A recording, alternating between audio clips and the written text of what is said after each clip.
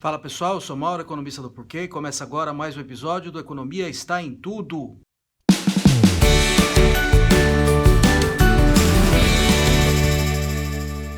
A gente começa falando do programa Verde Amarelo que o governo lançou essa semana, uma medida provisória editada pelo presidente Bolsonaro e basicamente a ideia aí é dar uma reforçada aí no emprego. O desemprego do Brasil está muito alto e um dos focos do programa é emprego de jovens. Então, desemprego entre jovens é alto, jovens têm dificuldade de se encaixar no mercado de trabalho, principalmente no mercado de trabalho formal, que é quem tem carteira assinada. Vale uma consideração antes: o desemprego é alto entre os jovens também porque eles experimentam mais, né? Eles estão vendo onde eles preferem trabalhar, então eles tendem a trocar mais de emprego. Mas também eles têm mais dificuldade em se colocar no mercado de trabalho. Então o governo está lançando um programa de emprego que, entre outras coisas, tenta melhorar a situação dos jovens no mercado de trabalho. Primeiro, por que isso pode ser relevante? Como é difícil entrar no mercado de trabalho, quando a pessoa tem a carteira assinada, o primeiro emprego na carteira assinada, pode funcionar como se fosse um sinal, que é um trabalhador, por exemplo, mais produtivo, ou competente, ou esforçado. Como o empregador não vê aquele sinal, às vezes ele prefere um trabalhador mais experiente, então o jovem já entra em desvantagem. Segundo ponto que isso pode ser benéfico, um programa desse tipo, é que se o jovem também não vê muita oportunidade no mercado formal, ele pode procurar, por exemplo, criminalidade. Então isso aí pode melhorar essa margem da escolha do jovem entre trabalhar no mercado formal, no mercado de trabalho usual, e não no mercado de crime, por exemplo. Então tem potenciais ganhos aí de você fazer uma política focada em jovens. O problema é que o desenho da política é tão cheio de questões e potenciais escapes aí que eu não sei dizer se vai dar certo. A minha expectativa é que não dê certo, ainda que eu torço para que dê certo, mas a expectativa é que não vai dar certo, porque tem tanto potencial problema, eu acho que não vai rolar muita coisa daí. Bom, o que tem de problema? Primeiro, espera-se que contrate-se mais jovem, mas pode ser que esse movimento de contratação de mais jovem leve você a diminuir, as empresas diminuírem o emprego de trabalhadores mais experientes, tá? Então, o que o programa está fazendo? Ele está tornando mais barato para a empresa esse trabalhador mais jovem, está diminuindo o imposto sobre o trabalhador mais jovem, está diminuindo também o custo de demissão, em uma futura demissão, porque está mexendo na multa em caso de demissão sem justa causa. Então, ao tornar o trabalhador mais barato, mais jovem, pode ser que a empresa prefira não contratar um trabalhador mais experiente, contrata um trabalhador mais jovem, e aí você tem trabalhadores mais experientes que eles sustentam uma família, por exemplo. E aí você vai jogar outras pessoas numa situação de vulnerabilidade quando você beneficia um jovem, no caso. O governo já meio que pensou nisso, já colocou algumas travas aí, né? As empresas não podem contratar mais que 20% dos trabalhadores nessa situação de jovem com esse monte de benefícios fiscais. E aí também vai limitar a substituição. A empresa não pode trocar um trabalhador em determinada função por um trabalhador, né, jovem mais barato. Mas mesmo assim é complicado fiscalizar, né?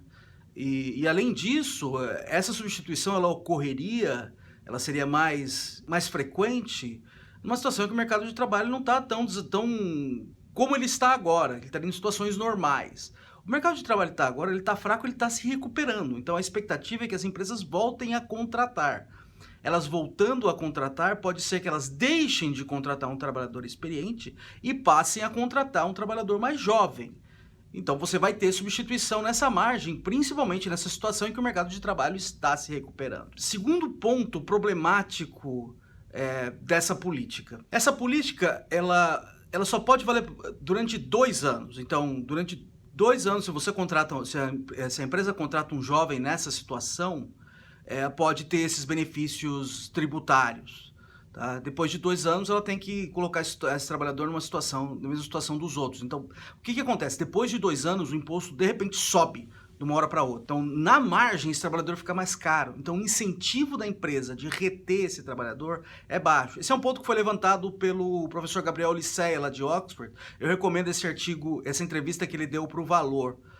Então, esse trabalhador, de uma hora para outra, ele vai se tornar muito mais caro na comparação antes e depois, e o incentivo da empresa a reter esse trabalhador vai ser muito baixo. O terceiro ponto, que eu acho que é um problema bem grande aí no desenho do programa, assim, o programa custa dinheiro, porque você está abrindo mão de imposto. Da onde o governo vai tirar dinheiro para financiar esse programa? Eles estão dizendo que vão tirar o dinheiro, ou começar a taxar trabalhadores que estão no seguro-desemprego, ou seja, desempregados, que estão recebendo seguro-desemprego, vão ter que pagar contribuição previdenciária. Isso é uma coisa complicada, né? Um trabalhador está no seguro-desemprego e já está numa situação vulnerável, você vai aumentar a taxação sobre ele? Então você está taxando quem está desempregado para você financiar quem está empregado? Então tem um problema distributivo forte aí, né? Isso deve cair no Congresso, a indicação que isso que o Congresso derrube esse pedaço. E aí o secretário Rogério Marinho já estava falando aí esses dias de voltar com a CPMF para fechar esse buraco. Vamos ver o que acontece. A expectativa é que caia mesmo, vamos ver, o governo vai ter que tirar esse dinheiro de algum outro lugar, no caso. Mas, assim, eu acho que a iniciativa é boa, o programa é tão cheio de buracos que é difícil esperar que saia muita coisa boa daí, e tem potenciais consequências não intencionais da política que podem ser ruins. Dentro do programa Verde e Amarelo, tem uma outra coisa interessante, eu acho, de novo sobre o mercado de trabalho, que nesse caso eu acho que faz bastante sentido, que eu acho que tem tudo para dar certo. Não sei o tamanho do efeito, mas tem tudo para dar certo. Quando um empregador manda embora um trabalhador sem justa causa, ele tem que pagar uma multa. Uma multa em cima de tudo que ele recolheu de FGTS em cima desse trabalhador. O valor é 40% em cima desse saldo. Tá? Isso vai para o trabalhador. Mas 10% adicional vai para o governo. O governo está abrindo mão desses 10% adicionais. O que isso traz de vantagem? O governo está abrindo mão de recurso? Sim, mas a vantagem que isso traz é o seguinte: esse dinheiro ele vai do empregador aí no caso e cai no caixa do governo. Cai no caixa do governo, o governo transfere esse dinheiro para o fundo de investimento do FGTS, que é gerido pela Caixa.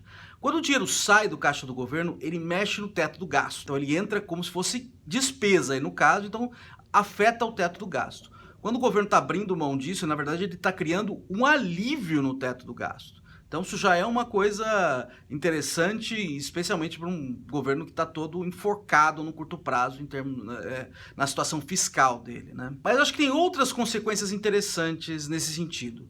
Primeiro, cai o custo de demissão do trabalhador sem justa causa, porque antes a empresa teria que pagar 45% em cima do saldo, 50% no caso, né, porque é um adicional do governo. Agora esse adicional ela não precisa mais pagar. Você pode... Aí, mas na verdade não é muito óbvio o que vai acontecer no mercado de trabalho, né? Porque cai custo de demissão, pode ser que as empresas demitam mais. Mas, por outro lado, a empresa que está pensando em contratar, ela já está antecipando esse potencial custo que ela teria que ter se tivesse que mandar embora. Então, isso pode incentivar, torna o vínculo total do trabalhador esperado mais barato, então pode incentivar o emprego.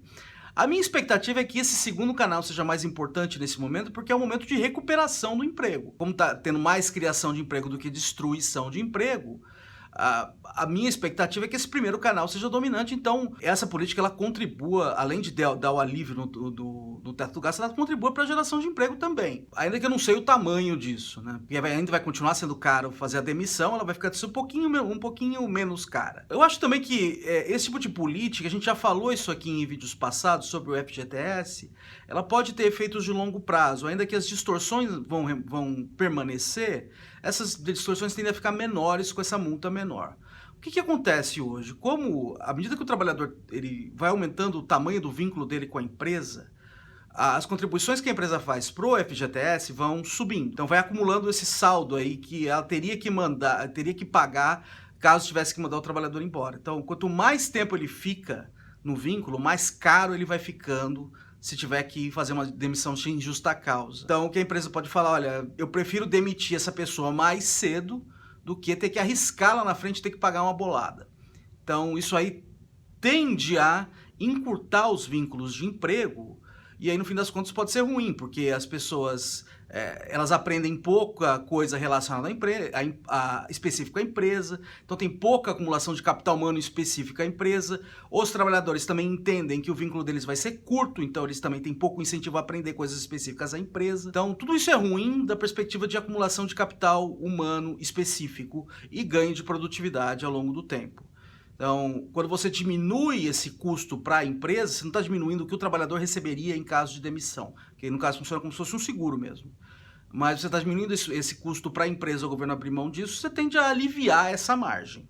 Ainda que o custo vai continuar sendo alto, então não dá para saber, no fim das contas, qual vai ser o ganho que você vai ter nessa margem. O possível custo que pode vir dessa mudança que o governo faz ao abrir mão desses 10% é que vai começar a entrar menos dinheiro para o FGTS, no fundo do FGTS. Então, o dinheiro que as empresas contribuem regularmente em cima dos trabalhadores e que sai também dessa parte aí que vem das demissões sem justa causa, elas integram o fundo do FGTS, e o FGTS faz investimentos com isso, investe em infraestrutura, investe em boa parte em construção. Então, da última vez que o governo falou em mexer no FGTS, teve uma gritaria das construtoras falando que ia faltar dinheiro. Então tem esse potencial aí de ter menos dinheiro para construção, menos recurso para construção, porque menos dinheiro está entrando no FGTS.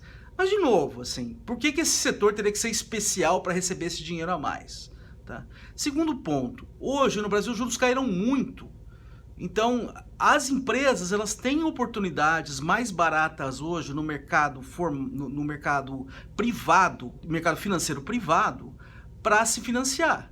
Então eu não acho que é uma perda tão grande assim, na verdade eu acho que até é um ganho, né? Porque agora essas coisas são feitas mais via mercado privado e menos via governo, em que você pode ter um monte de outras distorções aí associadas. O último tópico que eu gostaria de mencionar aqui é o fim do DPVAT. Nessa semana o governo resolveu acabar com o DPVAT. O que é o DPVAT? O DPVAT é um seguro obrigatório que motoristas precisam fazer e ele cobre danos pessoais, tá? E cobre danos pessoais não só de motoristas, mas de pessoas que se acidentem no trânsito, então em particular pedestres. Então, pedestres são pessoas que não estão seguradas, né? Então, ele provê também esse seguro para essas pessoas que provavelmente eventualmente se acidentem no trânsito. Então, eu acho que o seguro obrigatório, no caso, tem sentido econômico, né? Então, quando uma pessoa ela sai com o seu carro, ela tende a proteger a si mesma muito mais do que outras pessoas. Tá? Então, ao forçar as pessoas a fazerem seguro, você diminui um pouco essa externalidade negativa, vamos dizer assim. Então, acho que acabar com o DPVAT vai tornar algumas pessoas mais expostas, em particular pedestres, né? Então, acho que tem um lado ruim o fim do DPVAT. O governo alega que o DPVAT ele é um programa que ele está demandando muita regulação, muito dos funcionários que estão ali alocados para fazer regulação no mercado de seguros tendo que gastar muito tempo e muito braço com o DPVAT. O DPVAT também estaria cheio de fraudes, então não compensaria mais. Se esse é o caso, acho que faz sentido, né? Se o custo é tão alto assim, lógico que se tem benefício, mas se comparar com o custo de regulação, acho que faz sentido repensar o programa. Outro custo que o fim do DPVAT traz é o seguinte: parte da grana do DPVAT estava indo pro SUS tratar pessoas que se acidentem no trânsito. Então isso pode ser um problema, né? O governo vai diminuir a fonte de recursos do SUS. O governo está dizendo que vai alocar dinheiro de outras fontes para cobrir esse rombo. Então o que está acontecendo aqui? Esse custo estava sendo pago pelos motoristas. Agora esse custo está sendo espalhado na sociedade como um todo. Então é ótimo para os motoristas isso, né? Porque eles estão tendo que pagar menos imposto aí no caso, de gastar menos dinheiro, né, por causa desse seguro. Mas, por outro lado, esse custo não está sumindo, esse custo está sendo espalhado pelo resto da sociedade, tanto motoristas como não motoristas. O governo também alega que potenciais acidentados com o SUS ou que as famílias de mortos estariam sendo cobertas já por causa do SUS, que poderia tratar essas pessoas, e tem pensão morte no Brasil para esse tipo de coisa, mas de qualquer forma o fim do DPVAT diminui a compensação para essas vítimas, né? Então o que você está fazendo, você está aumentando a exposição no fim das contas, ainda que essa exposição não seja completa, como normalmente é vendido, mas você está aumentando a exposição sim. Se de fato tem benefício em acabar com o programa, porque ele é muito difícil ele é muito complicado de regular, é custoso de regular e ele está cheio de fraudes. Por outro lado, acabar com ele traz custos para a sociedade, sim. E a pergunta que fica é por que não colocar alguma outra coisa no lugar. Por que não resolver isso usando o mercado privado? Como em muitos lugares do mundo que tem seguro obrigatório, as pessoas têm que fazer o seguro obrigatório, mas elas escolhem no mercado privado que seguro fazer. A única coisa que o governo deveria fazer é colocar especificações mínimas que as pessoas deveriam ter quando procurarem um seguro no mercado privado. É isso aí, pessoal. Muito obrigado por terem assistido o vídeo. Dá uma olhada no nosso site www.porque.com.br. Tem bastante conteúdo lá. A gente também está nas redes sociais, está aqui no YouTube, no Twitter, no Instagram e no Facebook.